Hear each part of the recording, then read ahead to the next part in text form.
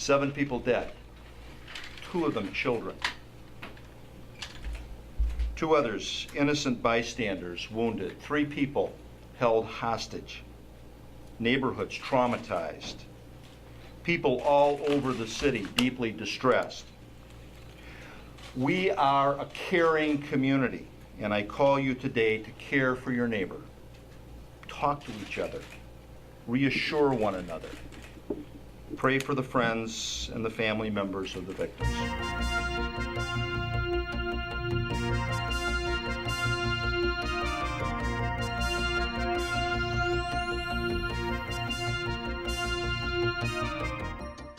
Seven people are dead after a gunman goes on a shooting spree in Grand Rapids. The situation spirals out of control when 34-year-old Roderick Shante Dantzler leads police on a high-speed chase that ends with a hostage standoff and suicide. Who are the victims? Why did Dantzler snap? We discuss on West Michigan Week.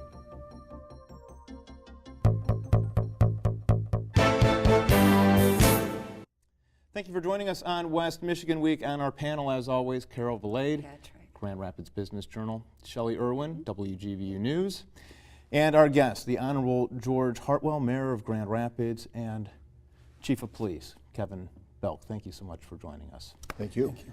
Wow, a dramatic, where are we, 24 hours now? 30? I've lost track. A day that started out as a beautiful West Michigan morning. There were some homicides that had taken place that were undetected at the time. How did this all transpire? When did you first know that there were some deaths in at least one household in Grand Rapids? We originally had gotten a call from a relative of the suspect saying that he had told them that he had killed, as he said, his ex-wife, and then had made some other statements there. We had gone to that house and began checking the house for victims or others. We cleared the house, there was no one there. While we were on that scene, we got a call on Plainfield. A grandmother, I believe, had gone to the home to check on her relatives, and at that time she found 3 people dead on Plainfield. And while we were continuing the investigation there, we received another call of a check on the welfare that there had been someone that had gone up on Brainell Northeast and had discovered blood on a stoop and then had saw the door open. So our officers went to that location and unfortunately discovered 4 additional victims. Yeah, Patrick, thanks for starting where you started on this show, because with all the acts of heroism, all the acts of courage that we can talk about, we need to remember that there are people who are grieving today in this community. There are families and friends of 7 people who were killed. 2 of them children who were killed in this senseless domestic violence incident.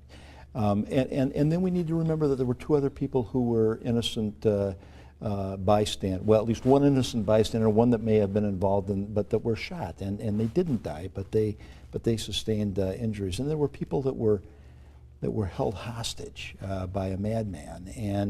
And this is about the victims. This is about us coming together as a community now in support of and in care for the victims of these crimes. Who are the people involved here? There is a connection. It's domestic, but there is a connection between all these people involved, and we're talking ages 10 through adults. What do we know about Dantzler and the connection and potentially what happened here? Well, the victims at each location knew, at least someone at each location knew the suspect Dantzler. The one on Brainell had a child in common with him, and on Plainfield there had been an older relationship between him and one of the victims in the home. But our understanding is there had been no contact for some period of time, and then the victim that was shot in the arm in downtown Grand Rapids was someone who had known him for a long period of time, but we don't believe there was an actual physical relationship between those 2. Chief Belk, you were quoted, "It makes no sense to try to rationalize it, what the motives were, but this is part of your job now, is to find out the motive?" Well, certainly we'll try to determine first and foremost who's responsible for that.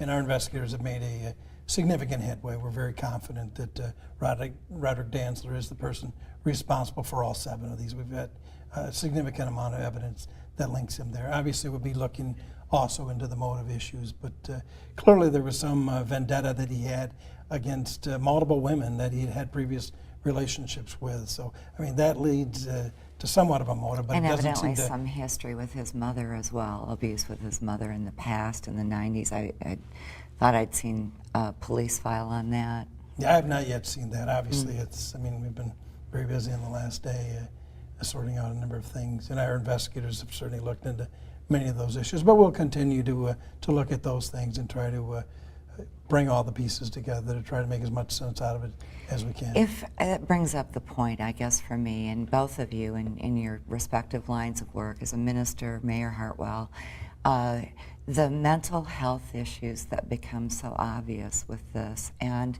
with those making up the jail population, what would either of you say or do that would make it different? Well, or could do? You know, here's the one thing that we know and can say, and perhaps it's all we can say, and that is that before we even knew that there was a madman on the Rampage in Grand Rapids, 7 people were dead. Mm-hmm.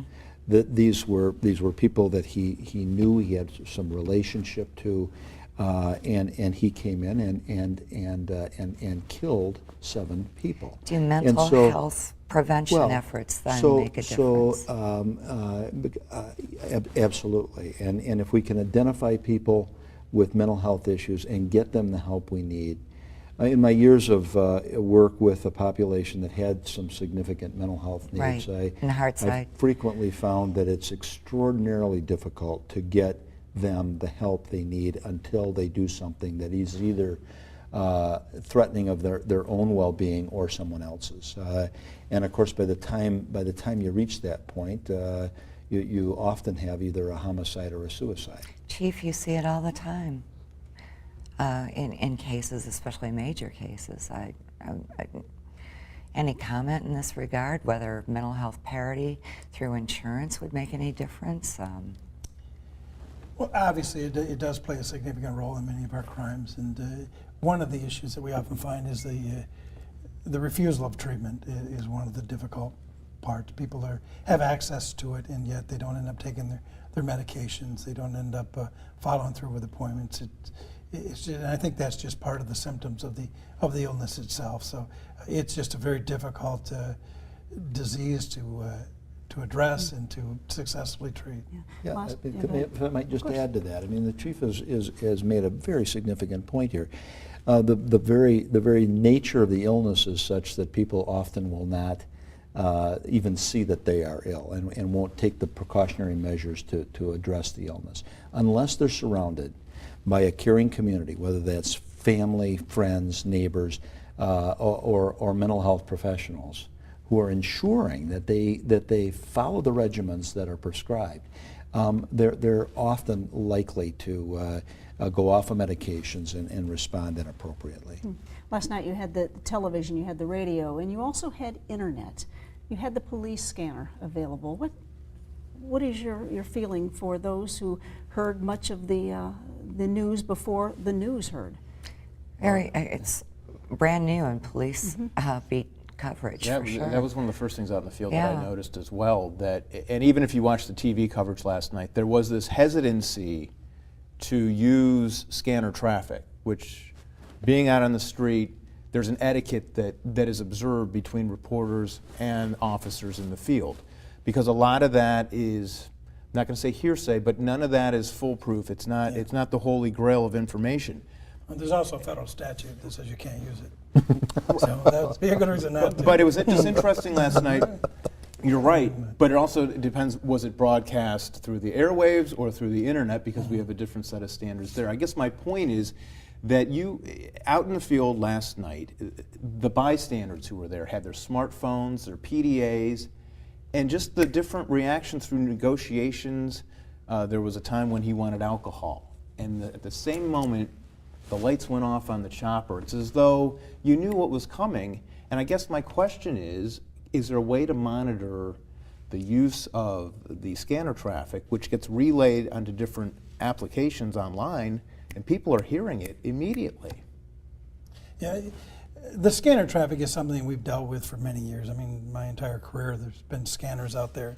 People have the ability. Obviously, with the improvements in technology, it becomes much more portable, becomes much more immediate. I mean, we're a society that is getting instant information. So obviously, that adds some significant challenges, to the task that we have. And in much of that is trying to make sure that we can protect the hostages and others, our officers, as best we can. We get concerned about our officers' positions being revealed by, live coverage. We get concerned about even last night where there was a point when we knew that there was when the one person had left the home, that there were still two left, although at that point the suspect only knew of one of them. So, as that information becomes available, we're concerned that he finds out about that, and how he may react if he finds someone hiding in the house. So those are the things that we get concerned about, that it somehow could bring harm either to the hostages or to our officers who are in a very vulnerable position. Let me add this, though, Patrick. I think that the way the media handled yesterday's event was extraordinary. It was professional. When they were skirting with some of the questions of ethics, they told us they were, and they told us why they were, because people in neighborhoods were in danger. And it was part of their responsibility, your responsibility, to give us the information that we need to, in this case, in many neighborhoods, to keep us safe. And so I want to be quick today to applaud the media, the electronic media that were so engaged in this. I think that they did a phenomenal job. We're going to Well, take certainly, and we called upon them very early on to get the name of the suspect, the photograph out to the public, and ultimately that is what made people aware of it, and the call that came in is the reason we end up locating him and being able to bring this to a conclusion. But as members of the media, we want to make sure that we don't jeopardize what it is that you're doing and put your guys at risk in the field. So we'll take a quick break, and when we come back, we'll discuss more of the 7 dead in Grand Rapids in just 1 minute.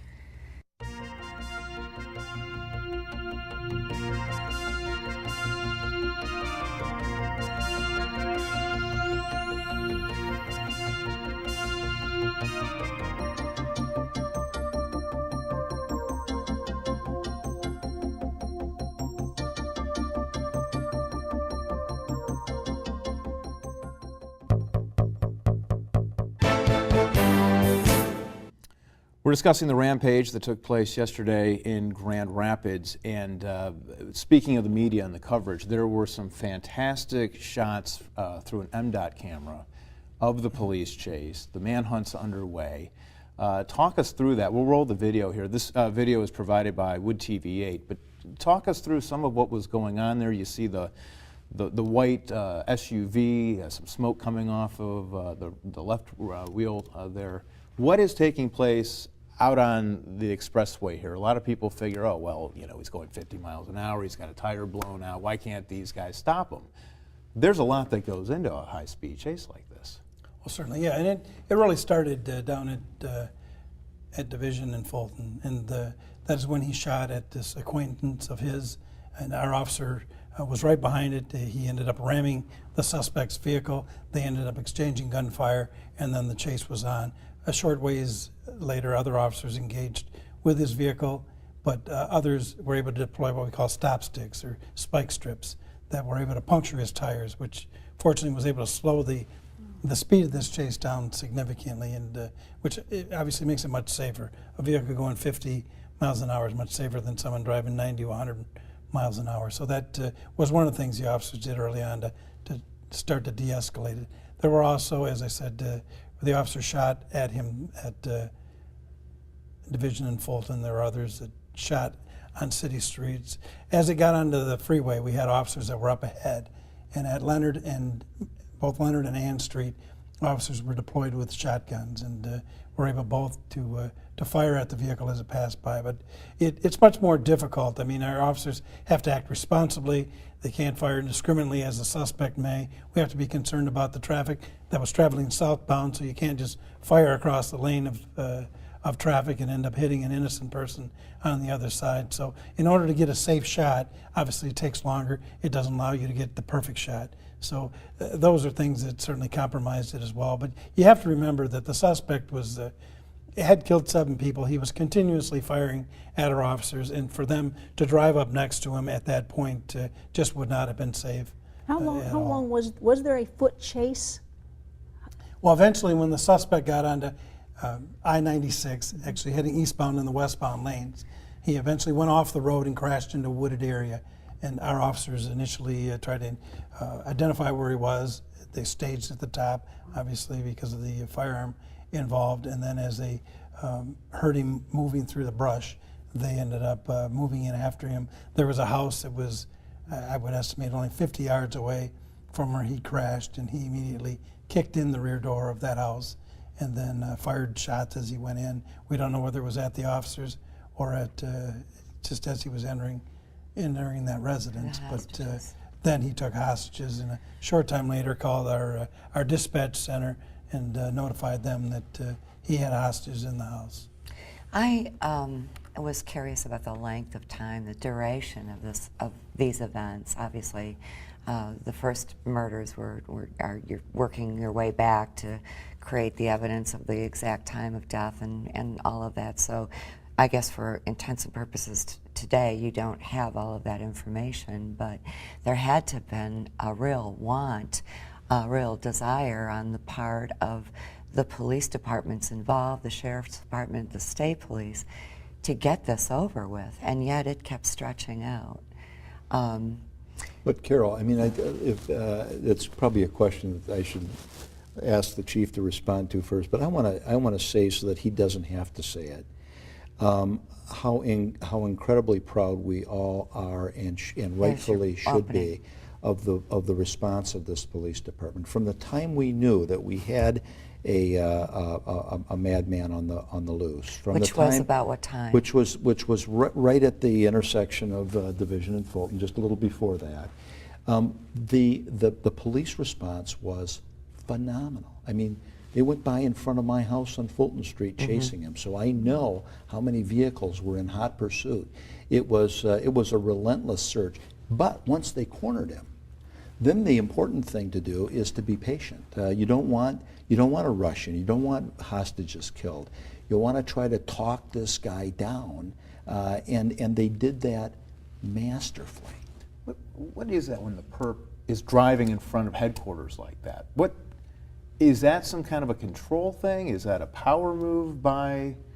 No, somehow he had tracked down this other woman, or whether he ran across her. But he didn't care that he was in front of the police station doing this. No, at that point, obviously, he didn't have much respect for any sort of authority. He was, he had his own agenda at that point. I don't think he cared where he was at. And in the hostage situation with the negotiator, can you talk us through some of what was taking place? That was about a 3-hour span, I believe, thereabouts, with the hostages over on the northeast side of town. Sure. Yeah, obviously, we try to communicate with him, try to, as the mayor said, try to calm him down, try to figure out, how we can stabilize the situation, get him from being agitated, make sure the victims are okay. That was certainly one of the things that they're trying to ascertain.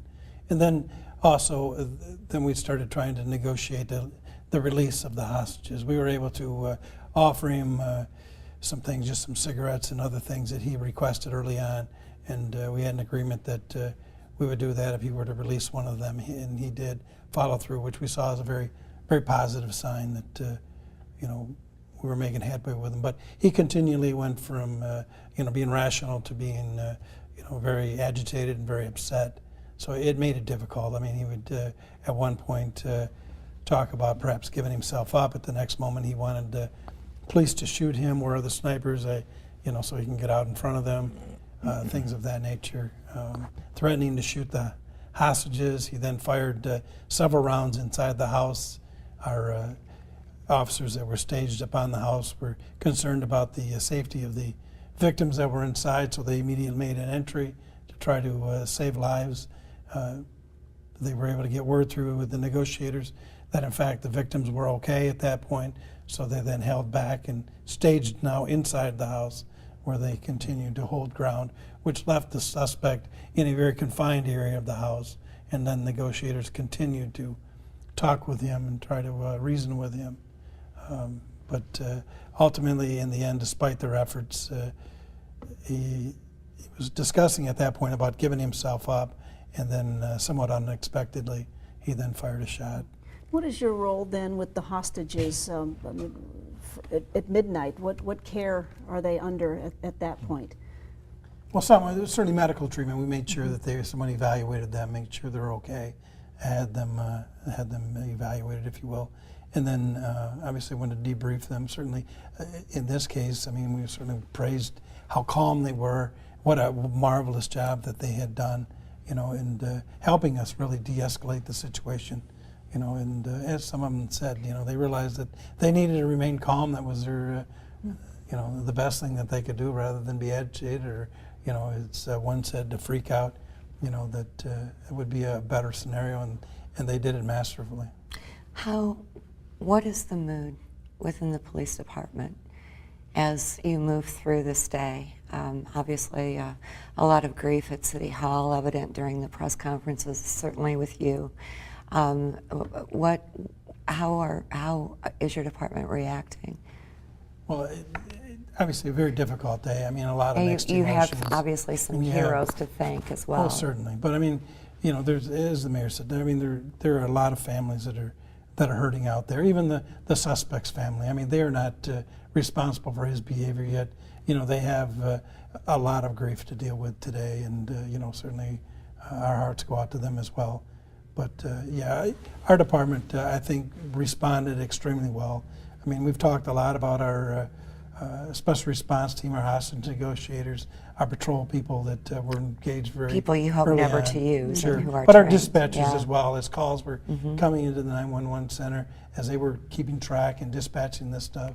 Our forensics people, the crime scene people that have very Is there a difficult jobs. decompression time So- for the individuals who are intensely involved for such a prolonged time? Well, we have what we call peer support, peer-to-peer support, and where they can kind of debrief each other. It's a difficult job. There's a lot of stress, a lot of emotions that go into that. You kind of end up on these adrenaline highs and then kind of a low. I mean, it's all the activity of yesterday and then today is kind of, down with the mundane, the reports, trying to sort this stuff out. It takes a toll on people. And Mayor But Hartwell, I've sensed a great deal of pride and satisfaction in a job well done yesterday too. As I've talked to officers who were involved, command personnel who were involved, we all wish there had been a different outcome, that we would have somebody in captivity today to be able to hold accountable for the crimes that he presumably committed. We don't, but we saved 3 lives yesterday, and people are and ought to be justified. Well, more than that, if you look at the freeway yes. situation. and the hats that you're a reverend, you're a mayor, you've had to struggle with a couple of different hats. Well, sure, positive way, and yeah. maybe that's been. In fact, I would say it has been of great help to me today. As I talk to people, I can bring perhaps the pastoral perspective, and that's been helpful in this regard. Were there a lot of calls at City Hall? Were people reacting? We're getting. I had 2 phones going last night. So, One a lot to of communicate texting and with the chief through the city manager. Another taking media calls and calls from citizens. It's been unabated. It started again this morning at 5:47. While you were all still probably up because you hadn't gone to sleep. That's right. But I had gone to sleep, and it started early this morning. Do you look now at the image of the city? You had the Newsweek article, the lip dub was there, and now you see this, because this went nationwide. Yeah, it's unfortunate, certainly, because we who live here, we who love this place, know that this isn't Grand Rapids. This isn't something that happens all the time in Grand Rapids. This is a unique, one-time event in so many ways because of the mental illness involved, because of the nature of domestic violence. It was unpredictable. It was unstoppable, but it doesn't reflect who we are as a people here in Grand Rapids. Crime still going down in the city. Crime until this. statistics, Chief, I mean, our crime statistics have been going in the right direction for several years. They have been, yes, and even, I mean, this year as well. I mean, as we completed June, we'll be releasing them, obviously. You know, this tragedy will change some of that, but yes, we've seen significant reductions in crime this year and in the last several years. So. This is a great city. We know that. We know that, and we just need to get beyond this. All right. I'd like to thank the panel, Carol Valade, Shelley Irwin, the Honorable Mayor George Hartwell, and Chief Kevin Belks. Thank you so much for being here. And thank you for joining us this week. We'll see you next week on West Michigan Week.